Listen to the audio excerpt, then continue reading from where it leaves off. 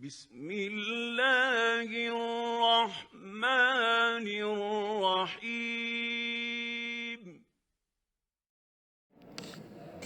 تیسری فصل بالکل آسان ہے اور چند باتیں اس میں انہوں نے بیان کی ہیں، اس کو بھی دیکھ لیں۔ ساتھ ہی حروف غیر عاملہ کا اس میں بیان ہے، کچھ ایسے حروف جو عربی زبان میں دوسرے کلمات پہ عمل تو نہیں کرتے، لیکن ظاہر ہے ان کا ایک اپنا معنی تو ہے نا، ان کا ایک اپنا فائدہ ہے، ان کا ایک اپنا مفہوم ہے جس کے لیے انہیں لایا جاتا ہے، اور بڑے مفید ہیں یہ۔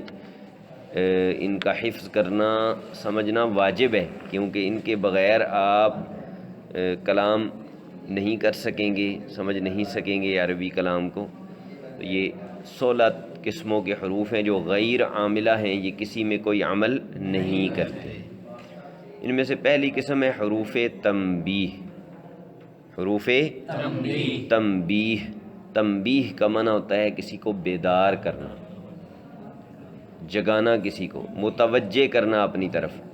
جیسے ہم اپنی زبانوں میں کرتے ہیں نا، پنجابی میں، اردو میں، کوئی بات کرنے لگیں ضروری تو کسی کو اپنی طرف متوجہ کرتے ہیں، تو عربی میں بھی ایسے ہی حروف ہیں، اور یہ 3 ہیں: الا، اما اور ہا۔ کون کون سے ہیں؟ اما اور ہا۔ الا تو قرآن کریم میں کئی جگہ پر آیا نا، الا ان اولیاء اللہ لا خوف علیہم ولا هم یحزنون، خبردار کرنے کے لیے نا، کوئی ضروری بات کرنی ہو، اہم بات کرنی ہو، اس کے لیے۔ اما بھی آتا ہے اور ہا بھی آتا ہے۔ ہا یہ جو اسماء اشارہ کے شروع میں لگا ہے، یہ سارے یہی ہا ہے، ہائے تنبیہ ہے۔ ہاذا، ہاذہ، اس میں اشارہ کیا ہے؟ ذا ہے۔ ہا تو جو شروع میں آیا ہوا ہے یہ حرف تنبیہ ہے، ٹھیک ہے جی۔ تو یہی معنی ہے تینوں کا، الا، اما، ہا کا، کہ یہ تنبیہ کے لیے آتے ہیں۔ دوسری قسم ہے حروف ایجاب۔ حروف ایجاب، ایجاب کا لفظی معنی تو ہوتا ہے جواب دینا، جواب دینا، لیکن مراد یہاں یہ ہے کہ جب آپ سے کوئی بندہ سوال کرتا ہے نا، تو آپ اس کا جواب 2 طرح میں دے سکتے ہیں، ہاں میں یا نہیں میں۔ تو یہ 6 حروف وہ ہیں جو ہاں میں جواب دینے کے لیے آتے ہیں۔ ایجاب سے مراد ہے وہ حروف جو جواب دینے کے لیے استعمال ہوتے ہیں، اور ان میں سے اکثر جو ہیں وہ ہاں میں جواب دینے کے لیے آتے ہیں، نا میں جواب دینے کے لیے نہیں آتے، ہاں میں جواب دینے کے لیے۔ یہ 6 ہیں: نعم، بلا، اجل، ای، جیری اور ان۔ لیکن ان میں تھوڑا تھوڑا فرق ہے۔ نعم، نعم یہ کب آئے گا؟ آپ سے کسی بندے نے کوئی بات کی، اس نے کلام کیا یا کوئی بات کی، یا کوئی، اب وہ بات مثبت بھی ہو سکتی ہے، منفی بھی۔ نعم اس کی تائید کے لیے آئے گا، مثبت ہے تو مثبت کی تائید کرے گا، منفی ہے تو منفی کی تائید کر دے گا۔ مثلاً ایک بندے نے کہا ذہب زید الی المسجد، زید مسجد کی طرف گیا، ایک بندے نے یہ بات کی، آپ نے کہا نعم، اس کا مطلب ہے کہ آپ اس کی تائید کر رہے ہیں، کس بات میں؟ کہ زید مسجد کی طرف گیا ہے۔ اب اس نے کہا لم یذهب زید الی المسجد، زید مسجد کی طرف نہیں گیا، آپ نے کہا نعم، تو اب آپ نہ جانے کی تائید کر رہے ہیں۔ نعم تائید کے لیے آتا ہے، پہلے مثبت بات ہو تو مثبت کی تائید کرتا ہے، پہلے بات منفی ہو تو منفی کی تائید کرتا ہے۔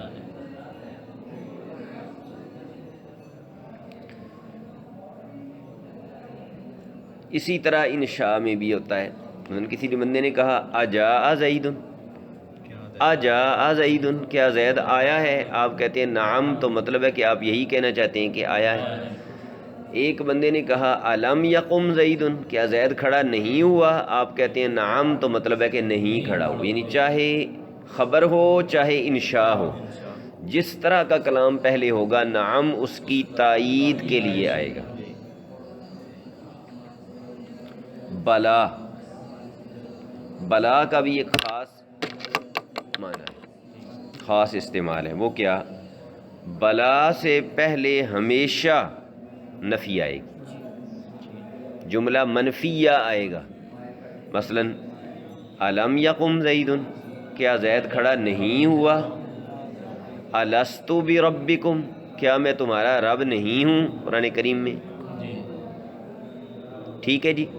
یہ اب کیا کرے گا؟ اس سے پہلے نفی آئے گی نا، یہ نفی کو ختم کر کے مثبت کی تائید کرے گا۔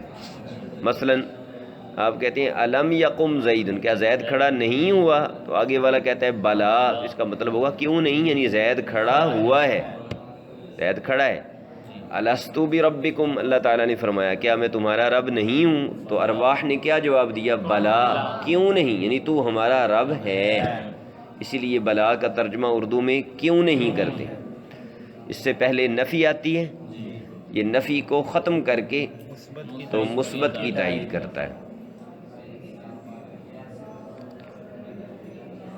اجل، جیری اور انا، اجل، جیری اور انا یہ پہلے والی خبر کی تصدیق کے لیے آتی، یعنی پہلے جو خبر دی ہے نا اس کی تصدیق کرنے کے لیے آتے۔ من کسی نے کہا قد فاز اخوک فی الامتحان، بے شک تیرا بھائی امتحان میں کامیاب ہو گیا، اس کے جواب میں دوسرا کہتا ہے اجل، اجل، یا وہ کہتا ہے جیری، یا وہ کہتا ہے انا، مطلب ہے کہ یہ خبر درست ہے، میں اس خبر کی تصدیق کرتا ہوں کہ یہ خبر درست ہے۔ ای کب آتا ہے؟ ای اس وقت آئے گا جب اس سے پہلے استفہام ہو، اور استفہام میں جس چیز کے متعلق استفہام ہوگا نا یہ اس کو ثابت کرنے کے لیے آئے گا، اور اس کے ساتھ ہمیشہ قسم استعمال ہوگی، یہ اکیلا استعمال نہیں ہوگا، قسم کے ساتھ استعمال ہوگا۔ مثلا کسی نے پوچھا حل قضیت الصلاۃ، کیا نماز پڑھ لی گئی؟ تو آپ کہو ای واللہ، ای واللہ، ہاں اللہ کی قسم۔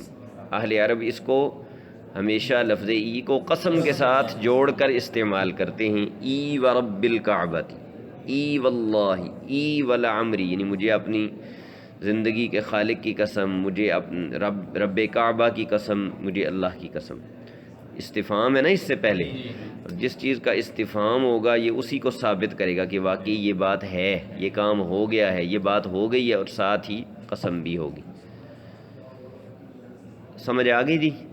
یہ 6 حروف ہیں حروف ایجاب، یہ دوسری قسم ہے حروف عاملہ کی۔ تیسری قسم ہے حروف تفسیر، حروف غیر عاملہ کی تیسری قسم ہے حروف تفسیر۔ تفسیر کا معنی ہوتا ہے نا کسی چیز کو کھول دینا، کسی چیز کو بیان کر دینا۔ یہ 2 ہیں، ای اور ان، ای اور ان۔ ای تو عام استعمال ہوتا ہے نا، اہل عرب بہت زیادہ استعمال کرتے ہیں گفتگو کے دوران اسے۔ ای، ای کا معنی ہوتا ہے یعنی کہ، جیسے ہم کہتے ہیں کوئی بات کی نا آپ نے، تو آپ کو اس کو مزید ایکسپلین کرنا چاہتے ہیں، وضاحت اس کی کرنا چاہتے ہیں، تو آپ ای کے ساتھ کریں۔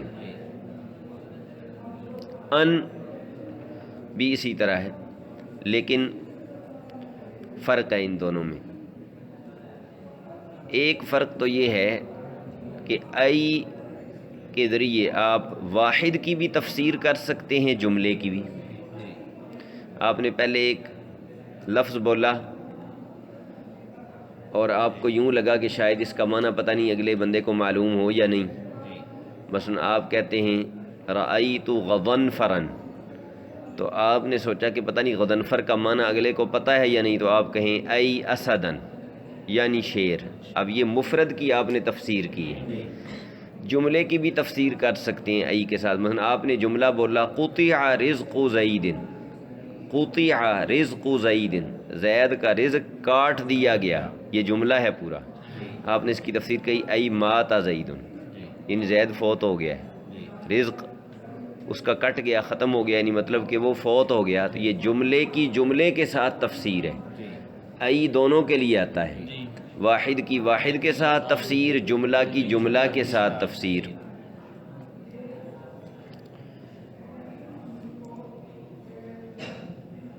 ان مفرد کی تفسیر کے لیے آتا ہے، لیکن شرط یہ ہے کہ وہ مفرد قول کے ہم معنی فعل کا مفعول بھی ہو، لفظ قول کا مفعول بھی نہ ہو. آپ یوں سمجھ لیں آسان جسے یاد رکھنے کے لیے کہ ان تفسیریہ جب بھی آئے گا تو یہ تفسیر کے لیے آئے گا، لیکن قال یقول کے بعد نہیں آئے گا. قال یقول کی تفسیر کرنے کے لیے نہیں آئے گا. قال یقول کے معنی میں جو فعل ہیں ان کا جو مفعول بھی ہے اس کی تفسیر کے لیے آئے گا، اس مفرد کی تفسیر کے لیے آئے گا جو قال یقول کے ہم معنی فعل کا مفعول بھی ہو، قال یقول کا مفعول بھی نہ ہو. قرآن کریم میں ہے نادیناہ ان یا ابراہیم. نادینا فعل ہے، اس کا معنی ہے ہم نے پکارا. تو جب آپ پکارتے ہیں تو بات کرتے ہیں کوئی نہیں، تو یہ قول کا ہم معنی ہوا یا نہیں ہوا؟ یعنی نادینا گویا قلنا کا ہم معنی ہے، ہم نے کہا، ہم نے پکارا، تو اس کا مفعول ہے ہو. ہاں نادیناہ، ہم نے اسے پکارا، ہم نے اسے پکارا. اب یہ جو مفعول بھی ہے نا ہو، یہ کام قال یقول کے ہم معنی فعل کا مفعول بھی ہے. آگے سمجھے؟ اس کی تفسیر کی ہے کس نے؟ ان نے. یا ابراہیم، ہم نے پکارا یعنی ہم نے کہا اے ابراہیم. یہ پہلے کی تفسیر ہے یا نہیں؟ ہو کی تفسیر ہے یا نہیں؟ یا ابراہیم.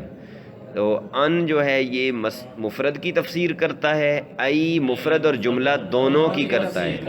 اور ان کے لیے شرط یہ ہے کہ جس کی یہ مفرد کی تفسیر کرے گا نا وہ اس فعل کا مفعول بھی ہونا چاہیے جو فعل قول کا ہم معنی، قال یقول کا ہم معنی. سمجھ آ گئی جی؟ یہ 3 اقسام کافی ہیں آج کے سبق میں. پہلی قسم کیا ہے؟ حروف غیر عاملہ کی، حروف تنبیہ. حروف یہ کس کے لیے آتے ہیں؟ مخاطب کو جگانے کے لیے، بیدار کرنے کے لیے، متوجہ کرنے کے لیے. یہ کتنے ہیں؟ کون سے؟ دوسری قسم حروف غیر عاملہ کی کیا ہے؟ اور یہ کتنے ہیں؟ 6. کون سے؟ یہ جواب دینے کے لیے آتے ہیں، معنی میں تھوڑا تھوڑا فرق ہے. نعم سابق کلام کی تائید کے لیے آتا ہے، چاہے وہ کلام مثبت ہو، منفی ہو، خبر ہو یا انشاء ہو. بلا سے پہلے جملہ منفی آتا ہے اور یہ نفی کو ختم کرتا ہے، اس بات کی تائید کرتا ہے. اجل جیری انا پہلے والے کلام کی تصدیق کرتے ہیں، وہ مثبت ہو تب، منفی ہو تب.